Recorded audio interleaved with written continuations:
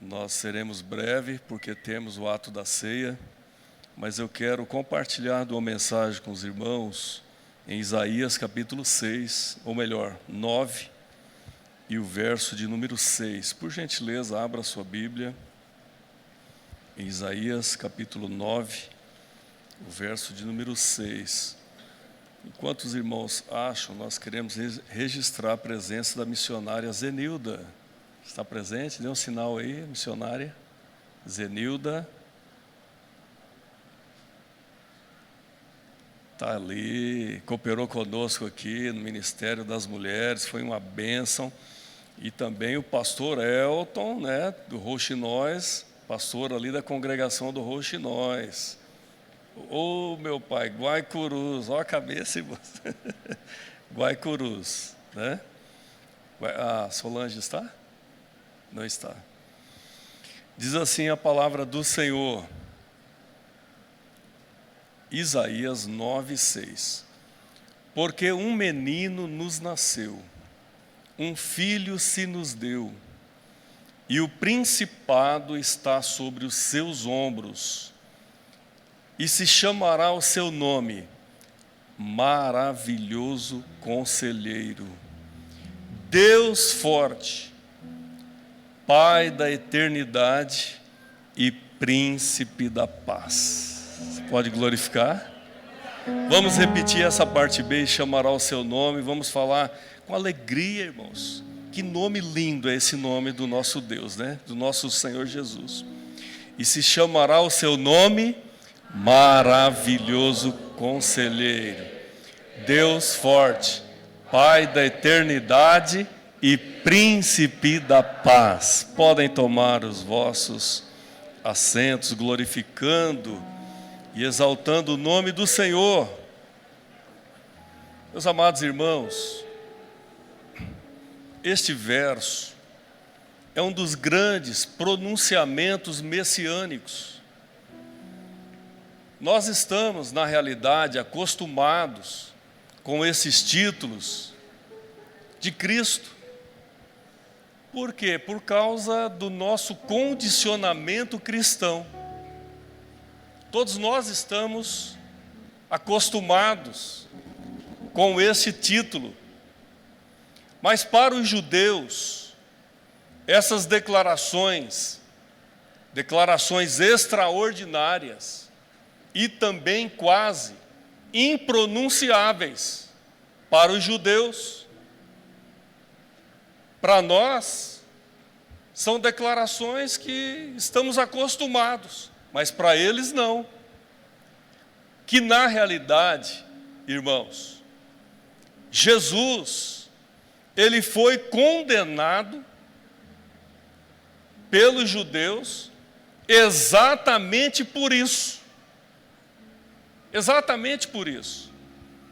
As reivindicações que Jesus fez sobre si pareciam grandes demais para os judeus.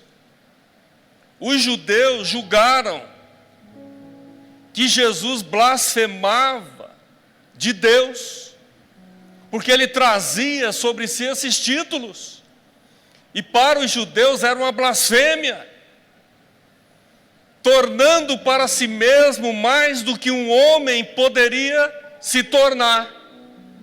Quem é esse homem que carrega sobre si, que fala a respeito de si mesmo e agrega esses títulos? Quem é esse? Então eles reprovaram a Cristo por causa desses títulos. E o profeta Isaías falara sobre a manifestação do rei e sobre a paz universal que o Messias traria. Observemos bem, amados, Isaías profetiza 700 anos antes de Cristo nascer. Isaías aqui e Jesus lá na frente. 700 anos antes de Jesus nascer. ele também fala a respeito do fim da contenda causada pelo pecado e também pela injustiça. Quando Isaías diz: porque um menino nos nasceu, um menino, uma criança nasceu, ele estava lá atrás, mas ele via no futuro, e ele utiliza o verbo até no passado: um menino nos nasceu. Esse menino, o menino de que o profeta afirmava que nasceria, seria o libertador. Esse menino nos foi dado como uma dádiva indizível e que nos trouxe o dom da salvação. Que menino maravilhoso! Que nascimento extraordinário! Que dádiva indizível que nos trouxe o dom da salvação. Isaías fala aqui nesse texto, amados, sobre o seu governo, o governo de Cristo. Isaías fala sobre a renovação do trono de Davi. O governo e o ofício estaria sobre os seus ombros. Isaías então relata o que Cristo faria.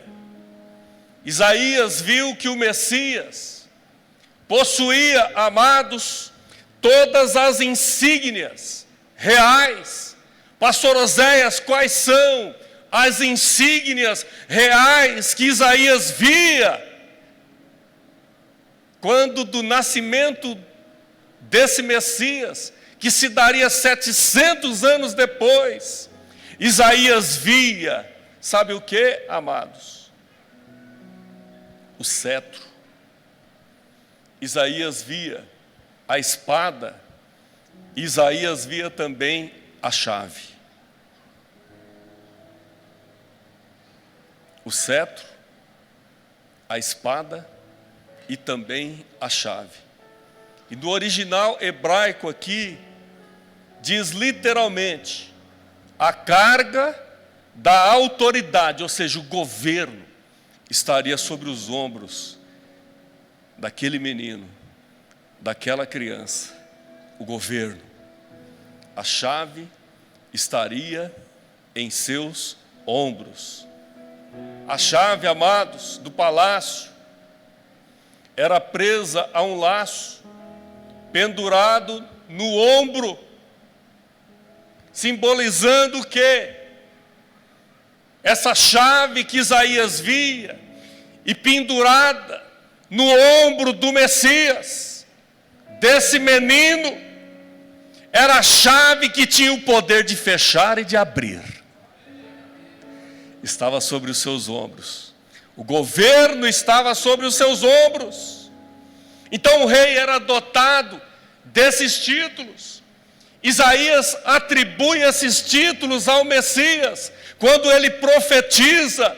E quais são esses títulos?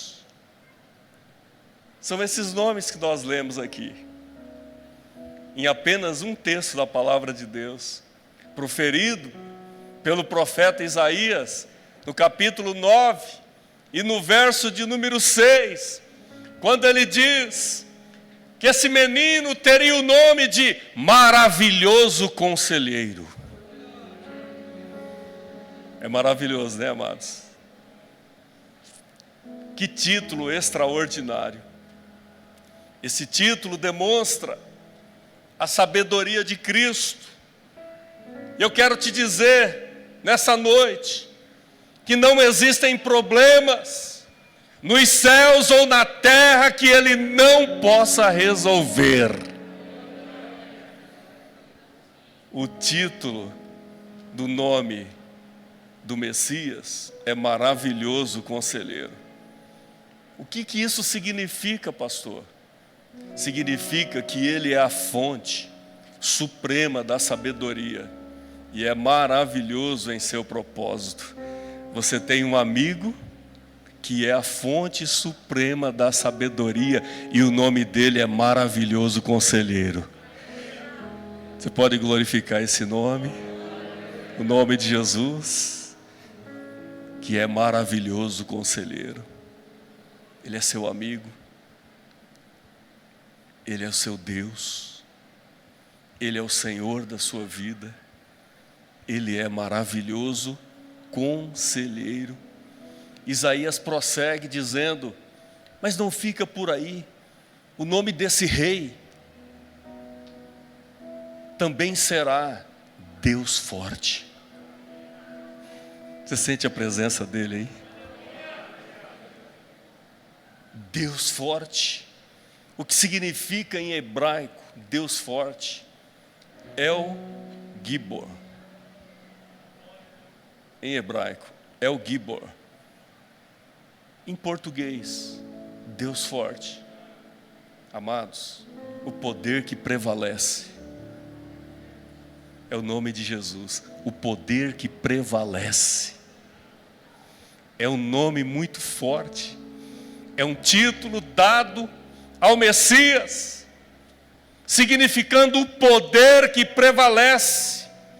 Esse nome ensina a deidade do Messias, ou seja, a divindade do Messias, e se eleva acima de todas as expectativas judaicas. Por isso que eles entraram, numa linguagem bem em parafuso, né? Um homem que tem esse título, Deus forte, que carrega sobre si o poder que prevalece, é o nome de Jesus. Então ele está acima de todas as expectativas judaicas. Isaías continua dizendo, maravilhoso conselheiro, Deus forte. E ele se aprofunda ainda mais, dizendo que o nome do Messias também seria Pai da eternidade. Você pode glorificar o nosso Pai, o Pai da eternidade. Pastor Oséias, quer dizer então que o título do Messias, de Cristo, também é atribuído como Pai? Sim. Jesus explicando aos seus discípulos, ele disse, eu e o Pai somos um. Eu e o Pai somos um. Isaías profetiza, dizendo que ele também seria o Pai da eternidade. Então não há nada de errado em chamar o Messias de Pai, porque é o que ele é. Em relação a Israel, por exemplo, Pai. Em relação à igreja, Pai. Existem, amados, os pais das nações, por exemplo, né? Pais de nações, os pais da igreja. Mas observe bem, Cristo é o Pai de quem os outros são meros filhos. Ele é o Pai da eternidade. Ele é o Pai da eternidade. Ele é maravilhoso conselheiro. Ele é Deus forte. E Ele também é o Pai da eternidade. Ele é o nosso Pai. Amados, nós não podemos falar de um ser divino como algo menor do que eterno. Não podemos atribuir a um ser divino apenas algo que é natural. Não. O nosso Cristo, o nosso Jesus, aquele que se entregou, aquele que doou a sua vida por nós, para nos resgatar da nossa vã maneira de viver, Ele é o Pai da eternidade. Irmãos, é tão profundo isso, que o próprio Cristo diz que Ele é a vida eterna. A vida eterna está nele, pertence a Ele. Se eu tenho Cristo em minha vida, eu tenho a vida eterna. Você está compreendendo isso? E Ele é o Pai da eternidade. Ele é o Pai da eternidade. O original hebraico diz literalmente que o Messias, ou seja, Jesus, é o Pai da era eterna, o Pai da eternidade. Isaías finaliza o texto dizendo: Jesus é maravilhoso conselheiro, Ele é Deus forte, Ele é o Pai da eternidade e Ele também é o Príncipe da paz. Você pode levantar a sua mão e glorificar o Príncipe da paz? Glória a Deus, Ele também é o Príncipe da paz. O Messias é retratado, amados, como um guerreiro, como um príncipe, o príncipe da paz, que derrota todos os seus inimigos e queima todos os implementos de guerra. Ele é o príncipe da paz. Paulo, escrevendo aos Romanos 5:1, diz assim: tendo, pois, sido justificados pela fé, temos paz com Deus. Você foi justificado pela fé. Não há outra possibilidade de ser justificado diante de Deus se não for pela fé em Jesus Cristo. Quantos aqui entregaram a sua vida a Jesus pela fé? Levante a mão e glorifique o nome dEle. Agora observemos muito bem. Tendo sido justificados pela fé, temos paz com Deus por nosso Senhor Jesus Cristo. Ele acalma o conflito universal, irmãos. O príncipe da paz. Eu vou citar um texto aqui que é maravilhoso. De Colossenses capítulo 1 e o verso de número 20. Observe bem esse texto. Esse texto da palavra de Deus. Colossenses 1 e 20. E que havendo por ele feito o quê? A paz. Está aqui atrás? Não está no telão? E que havendo por ele feito a paz pelo sangue da cruz. É possível colocar esse texto aí no telão?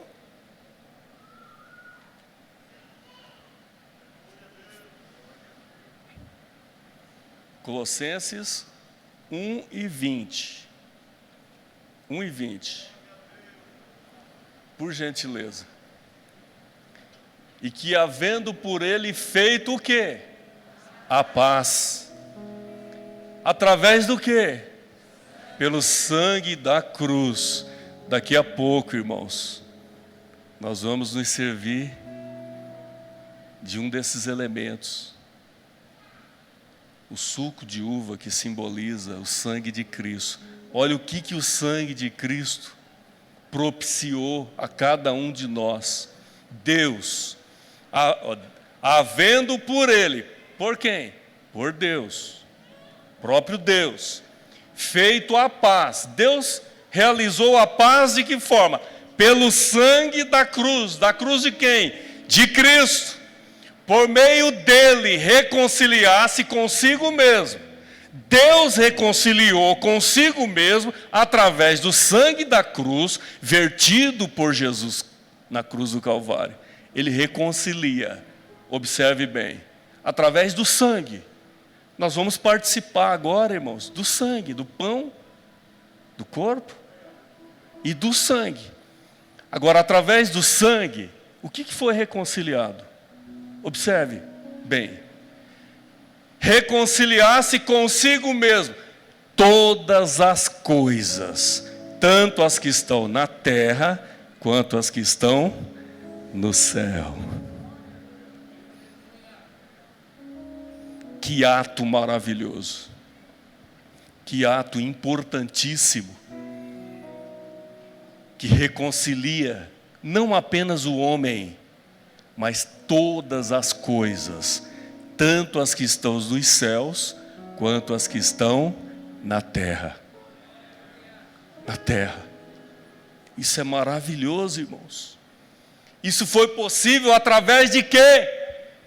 Através da expiação. A expiação, irmãos, ela produz a paz. A expiação produz a reconciliação. Nós fomos reconciliados com Deus por causa da expiação. O caos e conflito foi causado pela entrada do pecado, tendo sido fomentado, ou seja, gerenciada a rebeldia, primeiro nos céus. Pastor, então quer dizer que o pecado não começou na terra? Não, começou lá. Por isso que foi necessário Cristo vir a este mundo, derramar o seu sangue, para quê? Para que todas as coisas fossem reconciliadas, as coisas nos céus e na terra. Não é apenas a salvação das nossas almas. Os irmãos estão entendendo? O poder da expiação, o poder da redenção de Cristo, a rebeldia nos céus e na terra. Deus proporcionou o quê? A reconciliação, através de um ato sacrificial, que foi a morte de Cristo. Então, reconciliar tem o sentido básico de transferir para outro estado. Estávamos mortos em nossas ofensas, delitos e pecados. Através da expiação, Deus nos transferiu para outro estado. Andávamos em trevas e Ele nos trouxe para a sua maravilhosa luz. Você pode glorificar e exaltar o nome do Senhor? Você anda na luz de Cristo hoje. Transferência para outro estado, ou seja, restaurar ao favor. Essa restauração do favor só foi possível mediante a graça de Deus. E o que é graça? Favor imerecido. Não merecíamos, mas o amor, a bondade, a generosidade de Deus nos alcançou. Você pode glorificar e exaltar o nome do Senhor? Então você precisa cear com alegria essa noite. Você vai pegar aquele elemento, não é apenas um elemento, não é o pãozinho ali da padaria, não é o suquinho de uva, não. Tem um significado espiritual extraordinário, significa a expiação, significa a reconciliação do homem com Deus. Com Deus. Então Deus é o tema. Ele reconciliou os homens consigo mesmo. E Cristo é o instrumento dessa reconciliação. Então foi através da sua expiação. Isso precisa ficar muito claro. Muito claro. O que é expiação? Foi o sofrimento de Cristo. Pastor, o que é expiação? Foi a agonia de Cristo. O que é expiação? É o pagamento da culpa. Éramos culpados. Estávamos condenados. A Bíblia diz que o salário do pecado é a morte. Mas o dom gratuito de Deus é a vida eterna por nosso Senhor e Salvador Jesus Cristo. Então você tem liberdade para glorificar e exaltar o nome do Senhor. Esse é o significado da expiação. Foi necessário Cristo morrer, derramar todo o seu sangue, para que pudéssemos ficar livres do pecado, e pela morte da cruz, se consolidou a justificação, pela morte e pela ressurreição. A Bíblia diz que o Senhor nos justificou. Não há nada mais que te condene, porque você já demonstrou a sua fé dizendo: eu creio em Jesus. Você já está justificado e tem a garantia de vida eterna, vida abundante. O amor de Deus atinge, irmãos, como nós falamos aqui nesse texto de Colossenses 1:20.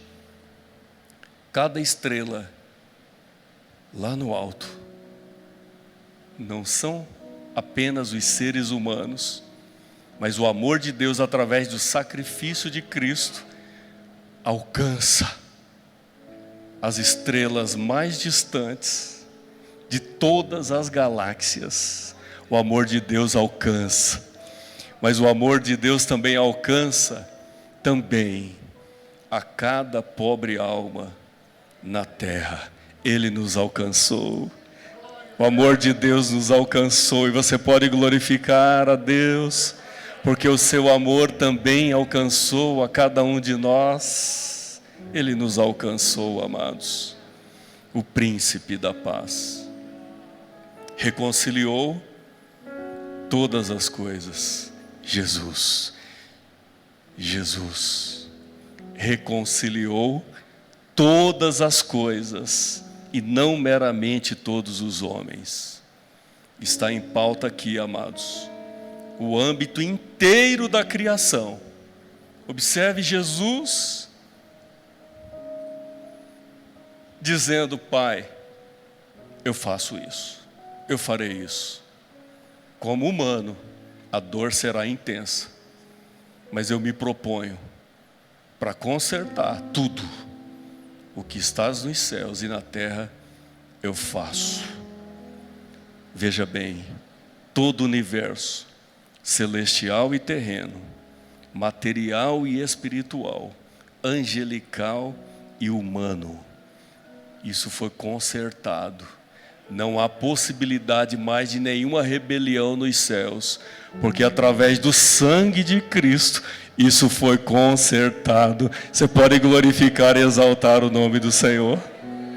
Isso é maravilhoso, amados. E para finalizarmos, ainda haverá uma restauração total de Cristo como cabeça, em que tudo achará nele o seu centro. Haverá ainda uma restauração total, inclusive da própria terra. O Senhor criará novos céus e nova terra. Nós estaremos, irmãos, com a fé que nós temos em Cristo, estaremos para sempre com o Senhor. Participe da ceia do Senhor com alegria, viu? Quando você pegar os dois elementos, você vai dizer: Senhor, muito obrigado, porque através do teu sacrifício nós fomos reconciliados com Deus. Que Deus abençoe a vida de cada um dos irmãos. O nome do Senhor seja exaltado e glorificado em sua vida, e que você tenha uma excelente semana linda de vitórias e de conquistas. Nós estaremos na sequência do culto participando desse memorial que é a ceia do Senhor. Eu retorno aqui ao pastor José Roberto e vamos ver se nós conseguimos aí encerrar dentro do horário, né, amados? Deus abençoe a todos.